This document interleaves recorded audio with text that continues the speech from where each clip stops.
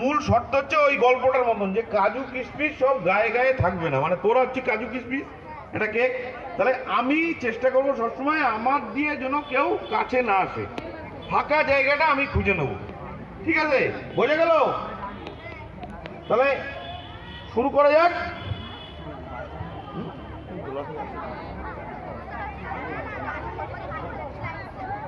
Ready সবাই?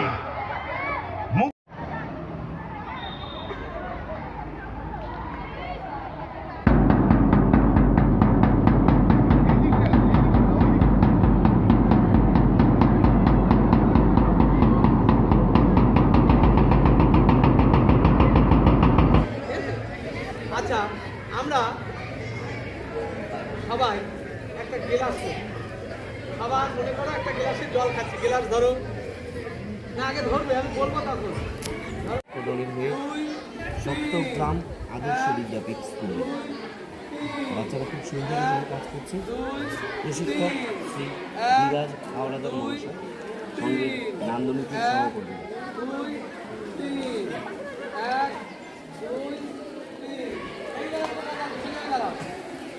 গরু দড়ি দিয়ে বাঁধে না সুতো দিয়ে বাঁধে?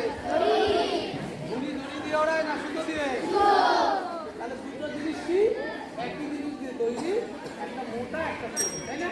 তাহলে মোটা হলে আমরা সেটা দড়ি বলছি, হালকা যখন নষ্ট বলছি। তাহলে সবাই দড়ি টানছিলে তখন হাতে এর মধ্যে ফাঁকা ছিল? অনেকে ছিল না। যেটা যাদের ফাঁকা নেই তারা ফাঁকাটা না।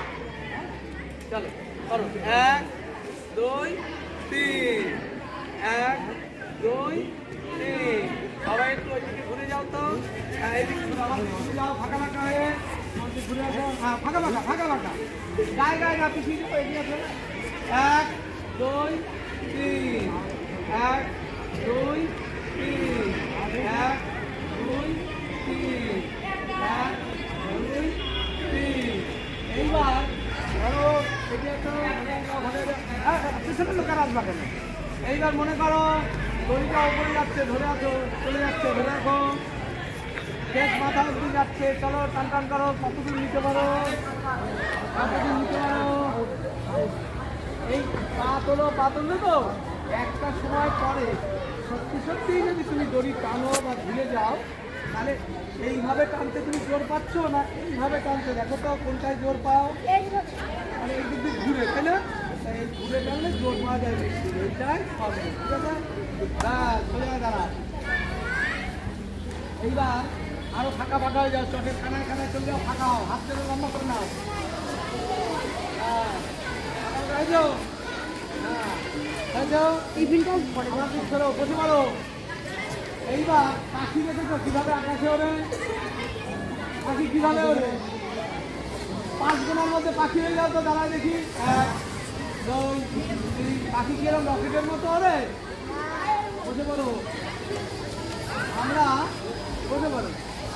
আমরা যখন পাখি করবো, পাখির মতো তো আমরা হতে পারবো না। চেষ্টা করবো এই পায়ের আলোটা অফ করে দেওয়ার। এই বডিটা পাটা আস্তে করে তুলে দিলাম, ঠিক আছে?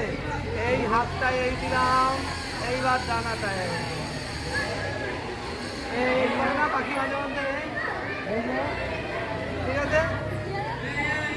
এইবার সবাই করবো, কেউ কারো দিতে দেবে না, ঠিক আছে? আস্তে আস্তে করো, আস্তে আস্তে। 1 পায়ে লাগে লাগুক গা কারোর সাথে, এগিয়ে আসো। 3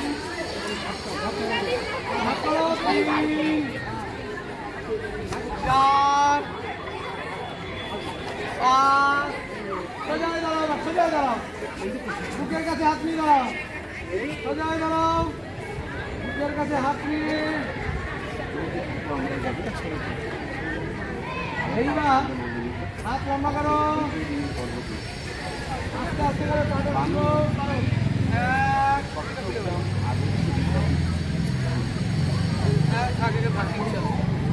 2 পাটা করো, 3 আসবে না, ছবি উঠতে এটা যায় লাগছে।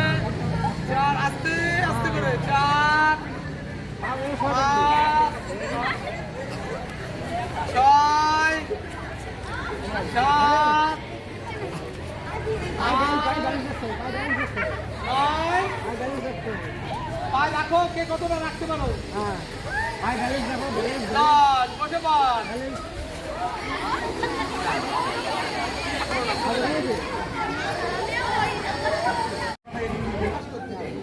আর এইটা যত আমরা অভ্যাস করতে পারবো তত আমাদের কনসেন্ট্রেশন পাওয়ার বাংলায় মানুষ হবে। যেটা একটা মানুষের খুব প্রয়োজন, ছাত্রছাত্রীদের বেশি করে প্রয়োজন। কেউ পড়াশোনায় ভালো না, কিন্তু তার যদি কনসেন্ট্রেশন থাকে, সে যদি কর্মসংস্থানটা ঠিকঠাক তৈরি করতে পারে অভ্যাস করে, তাহলে কিন্তু আগামী দিন তার রেজাল্ট ভালো হবেই। হয়তো খুব ভালো হবে না, কিন্তু তার চলার মতো হবে। ফলে এই নাচবার যাবো, আসবো, তালি দেবো, তাই হ্যাঁ চল চল চল তাই যাইবো না, বন্ধ হয়ে যাবে। চল হাস, বড় করে হাস। আর হাস তুই তো বন্ধু আসো, এরকম করছে সব, এরকম করছে। এটা তো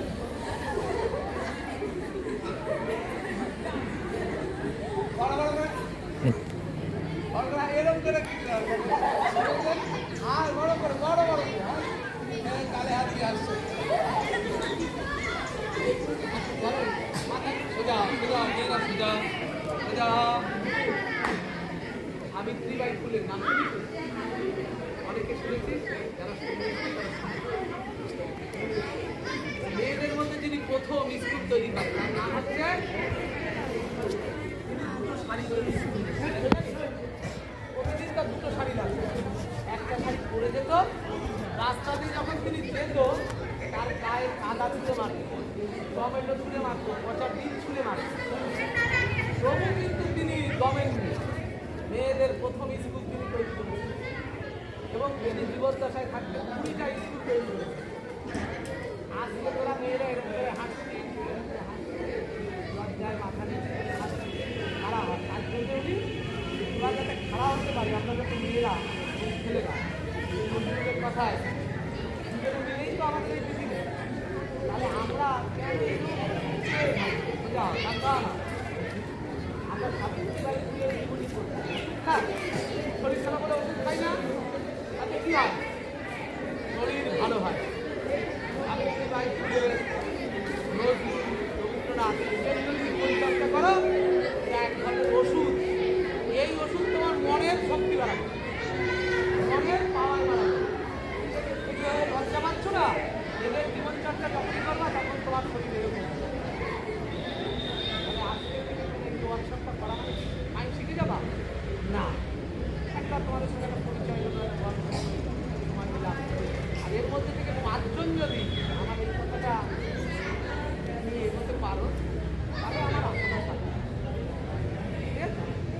ফলে প্রথমে বলতে চাই পড়াশোনায় ভালো না, এটা তো ভালো। তোমরা ছবি আঁকো কে কে? হাত তোলো। গান করো কে কে? হাত তোলো। নাচ করো কে কে? হাত তোলো। কেউ কিছু করে না, সংখ্যা বেশি। তাহলে আমরা কিছু করি না কেন? আমরা কিছু করি না কেন? করি না সময় নেই, পড়াশোনা, অজুহাত, চাপ। আমার মনকে আমি করতে পারবো, মা বাবার চেষ্টা করি, আমরা যে সময় নষ্ট করছি আর পাবো সবাই সংসারে যেতে হবে, সবাই হাঁটা খুঁটি করবে, এটা দরকার। সে ছেলে হোক, মেয়েরাও করতে পারে, ছেলেরাও করে, কিন্তু হাঁটা খুঁটি নাচ। সৌরভ গাঙ্গুলির বউ অসাধারণ নাচ করে, এবার হাঁটা খুঁটিও না। হাঁটা খুঁটি জানানোর জন্যই কিন্তু আমাদের জীবন জানা হওয়াটা প্রয়োজন আছে, দরকার আছে।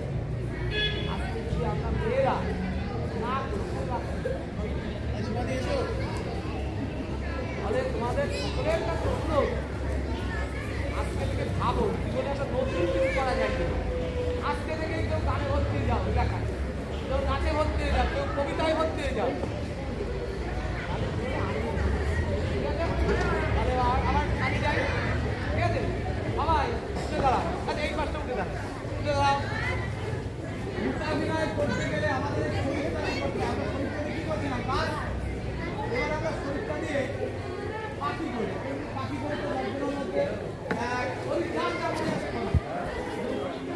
কাছে দাঁড়িয়ে যায়, 1 2 একা একা দাঁড়িয়ে যায়,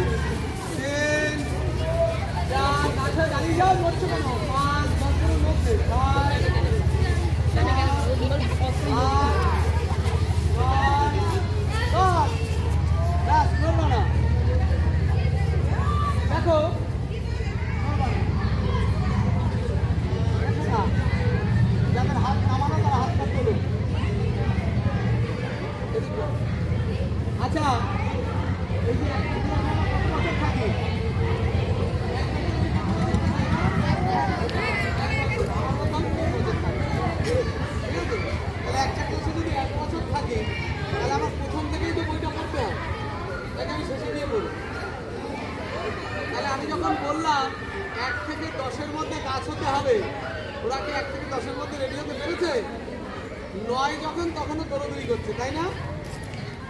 তাহলে আমরা কি পরীক্ষার সময় কি পড়াশোনা করবো? তাহলে যখনই 1, 2, 3 গুনছি, এই 3, 4-এর মধ্যে কাজ হয়ে রেডি হয়ে থাকে। স্টিল তুলেছে? নয়েও রেডি হতে স্টিল না কয়েকটা পারি। তুলেছে, ও বেশি তুলেছে, আমি ভিডিও করছি। ঠিক আছে, এলোমেলো আরেকবার যাই, চলো হাঁটো। চলো, বুঝতে পারলে না? আবারও বলবো। ওরা বুঝতে পারছি? দুটোর মধ্যে একা একা কাজ হয়ে দাঁড়াও, 1, 2,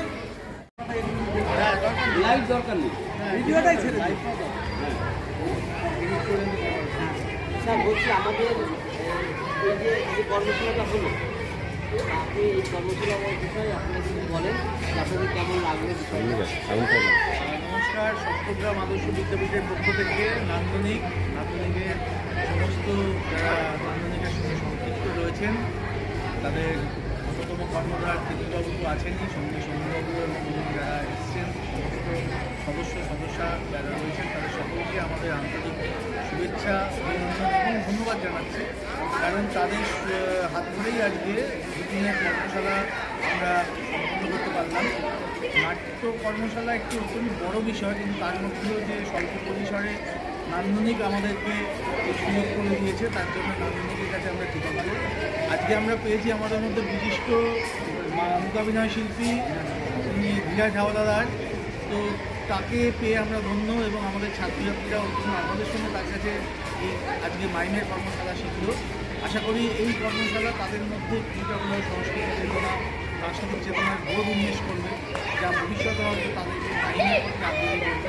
তার সঙ্গে সঙ্গে মাইম যে একটি মনোসংযোগের অন্যতম নিদর্শন, এবং মাইমের মাধ্যমে যে শিক্ষার্থীরা তাদের মনোসংযোগের মাধ্যমে পড়াশোনাতে আরও বেশি আগ্রহী হয়ে উঠতে পারে, এই বিষয়টিও ধীরাজবাবু অত্যন্ত ভালোভাবে বললেন।